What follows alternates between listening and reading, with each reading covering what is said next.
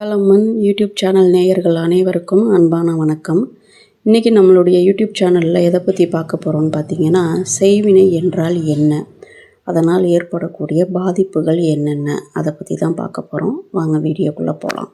அதில் செய்வினை என்றால் என்னன்னு பார்த்தீங்கன்னா, அஷ்ட கர்மங்களை உள்ளடக்கியதாகும். அதாவது 8 கர்ம காரியங்களை உள்ளடக்கியது செய்வினை எனப்படுகிறது. வசியம், மோகனம், ஆகர்ஷணம், வித்வேஷனம், மாரணம், பேதனம், ஸ்தம்பனம், உச்சாடனம் இவை 8ம் அடங்கியதே செய்வினை எனப்படுகிறது.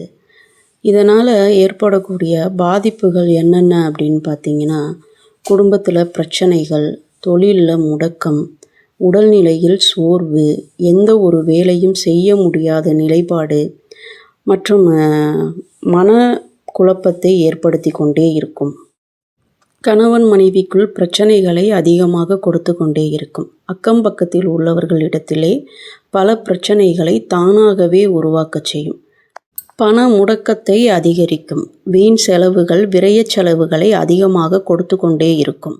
அடுத்து பார்த்திங்கன்னா, வாகன விபத்துக்கள், மருத்துவ செலவுகள், தேவையற்ற உடல் உபாதைகளை அதிகமாக கொடுத்து கொண்டே இருக்கும்.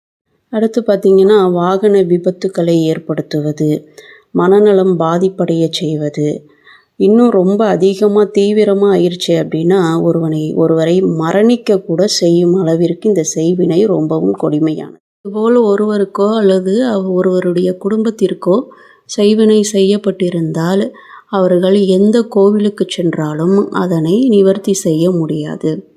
செய்வினைக்கு மறுவினை மட்டுமே தீர்வாகும். இந்த வீடியோ பிடித்திருந்தால் லைக் பண்ணுங்கள். உங்கள் உற்றார் உறவினர்களுக்கும் ஷேர் பண்ணுங்கள்.